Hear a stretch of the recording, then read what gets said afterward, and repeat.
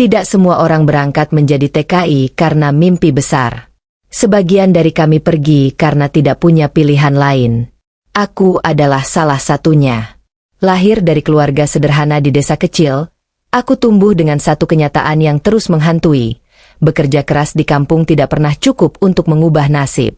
Ayahku sakit-sakitan. Ibuku mengandalkan penghasilan kecil dari menjahit. Adik-adikku masih sekolah. Setiap malam, aku mendengar percakapan lirih tentang utang dan kebutuhan yang tak pernah selesai. Disitulah keputusanku lahir. Pergi bekerja ke luar negeri, apapun risikonya. Aku tiba di Timur Tengah dengan harapan besar dan ketakutan yang sama besarnya. Bahasa asing, budaya berbeda, dan aturan ketat membuat hari-hariku terasa berat sejak awal. Aku bekerja sebagai TKI rumah tangga di sebuah rumah besar milik seorang majikan yang dikenal berpengaruh dan sangat tertutup. Majikanku bukan orang yang kasar. Ia tegas, disiplin, dan terbiasa memberi perintah tanpa banyak penjelasan. Setiap kesalahan kecil terasa seperti beban besar karena aku sadar, satu kelalaian bisa membuatku kehilangan pekerjaan, dan itu berarti kegagalan total bagi keluargaku di kampung. Bulan-bulan pertama ku lewati dengan bekerja tanpa banyak bertanya. Bangun sebelum subuh, tidur larut malam, dan jarang beristirahat. Aku menelan lelah dan rindu dalam diam. Setiap kali hampir menyerah, aku mengingat wajah ibuku dan suara ayahku yang berharap aku bertahan. Suatu hari, majikanku mulai memberi perhatian lebih. Bukan perhatian yang berlebihan, tetapi tanggung jawab tambahan. Aku dipercaya mengurus hal-hal penting, mendampingi urusan tertentu, dan berada lebih dekat dengan lingkaran pribadinya. Kepercayaan itu membuat posisiku berbeda dari pekerja lain. Namun kepercayaan seringkali datang bersama tuntutan. Perintah-perintahnya mulai tidak biasa. Bukan hal yang melanggar hukum atau norma secara langsung, tetapi keputusan-keputusan yang menempatkanku pada posisi sulit secara batin. Aku sering diminta untuk selalu siap, selalu ada, dan selalu mendahulukan kepentingannya di atas segalanya. Aku sadar, ia sedang mengujiku. Setiap kali aku ragu, ia selalu mengingatkanku pada satu hal, masa depan. Gaji tambahan, perlindungan kerja, dan jaminan keberlangsungan kontrak. Semua itu bukan ancaman, tetapi juga bukan pilihan yang mudah ditolak. Aku berada di persimpangan yang tidak pernah kubayangkan. Menolak berarti kehilangan segalanya. Menerima berarti menelan rasa tidak nyaman dan mempertaruhkan harga diri. Malam-malamku dipenuhi doa. Aku bertanya pada diriku sendiri, sampai sejauh mana seseorang boleh berkorban demi masa depan keluarganya? Apakah keteguhan hati berarti selalu berkata tidak? Atau justru bertahan dalam keadaan sulit? Keputusan itu akhirnya kuambil bukan dalam satu malam, melainkan melalui proses panjang penuh air mata yang tak pernah terlihat siapapun. Aku memilih bertahan. Aku memilih menuruti. Bukan karena lemah, tetapi karena aku merasa tidak punya jalan lain. Sejak saat itu, hidupku tidak lagi sama. Dan aku belum tahu, apakah keputusan itu akan menyelamatkanku, atau justru menghancurkanku perlahan. Sejak keputusan itu kuambil, hari-hariku berjalan dengan ritme yang berbeda. Beban kerja memang berkurang, tetapi tekanan batin justru semakin terasa. Aku tidak lagi hanya dinilai dari hasil pekerjaanku, melainkan dari kesediaanku untuk selalu patuh, selalu tersedia, dan tidak banyak bertanya. Majikanku semakin sering melibatkanku dalam urusan pribadinya. Aku diminta mendampingi ke berbagai keperluan, menjaga rahasia rumah tangga, dan memastikan tidak ada satupun masalah yang keluar dari dinding rumah itu. Kepercayaan tersebut terlihat seperti kehormatan, namun di baliknya tersimpan tuntutan yang berat. Aku mulai menyadari bahwa batas antara pekerja dan kepentingan pribadi semakin kabur. Tidak ada paksaan yang jelas, tetapi ada ekspektasi yang tidak tertulis. Jika aku menolak, suasana rumah berubah dingin. Jika aku menerima, semuanya kembali normal seolah tidak pernah terjadi apa-apa. Disinilah konflik batinku memuncak. Setiap malam, aku mengevaluasi diriku sendiri. Aku bertanya apakah aku masih orang yang sama seperti sebelum berangkat dari kampung. Aku mengingat pesan orang tuaku tentang menjaga diri dan martabat.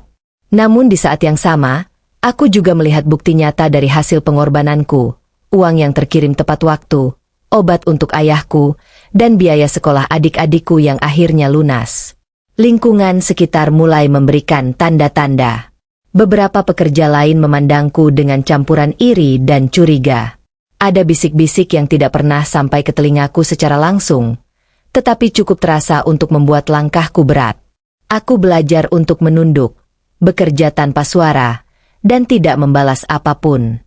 Majikanku sendiri tidak pernah menjelaskan posisiku secara gamblang. Ia hanya memastikan satu hal, selama aku menjalankan apa yang ia minta, masa depanku aman. Kontrak diperpanjang, gaji ditingkatkan, dan perlindungan kerja dijanjikan. Semua disampaikan dengan bahasa yang tenang, nyaris tanpa emosi. Namun aku tahu, ketenangan itu rapuh. Suatu kejadian membuatku benar-benar tersadar. Seorang kenalan sesama TKI dipulangkan secara mendadak karena dianggap tidak patuh.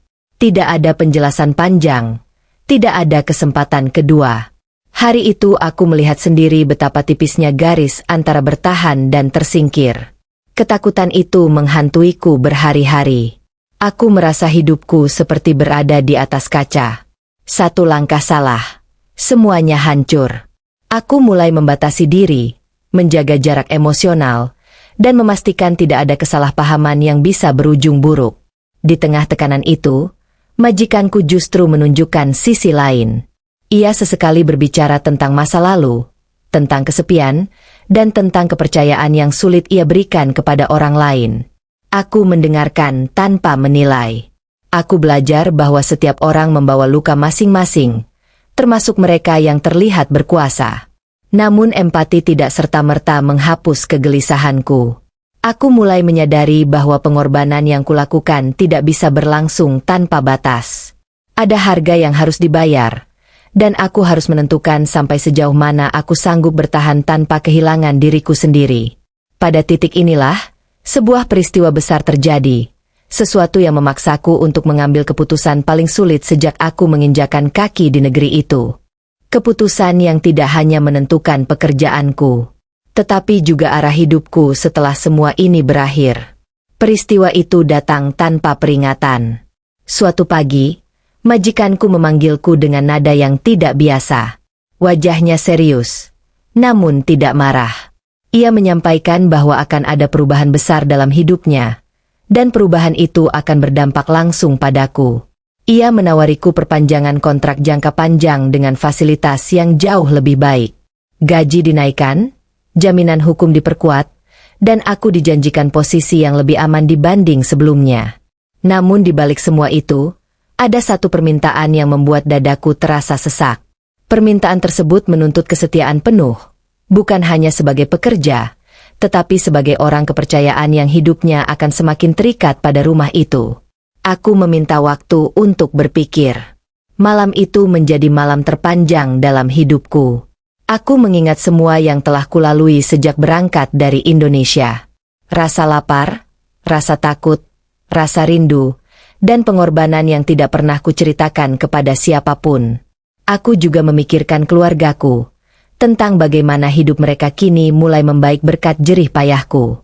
Namun untuk pertama kalinya, aku juga memikirkan diriku sendiri.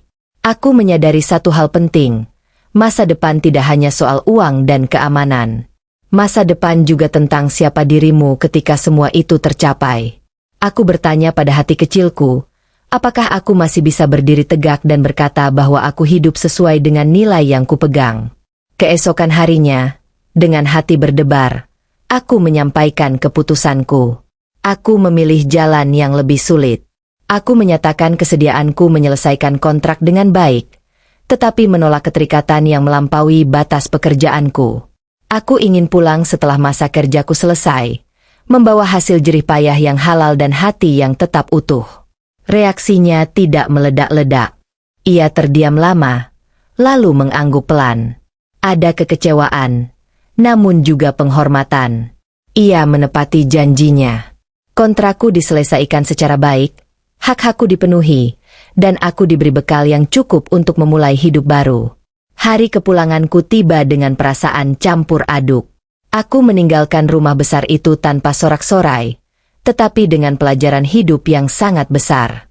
Aku pulang bukan sebagai orang kaya raya, tetapi sebagai seseorang yang telah melewati ujian berat dan memilih untuk tidak kehilangan dirinya. Di kampung, hidup tidak langsung berubah menjadi mudah. Namun aku kembali dengan keyakinan baru.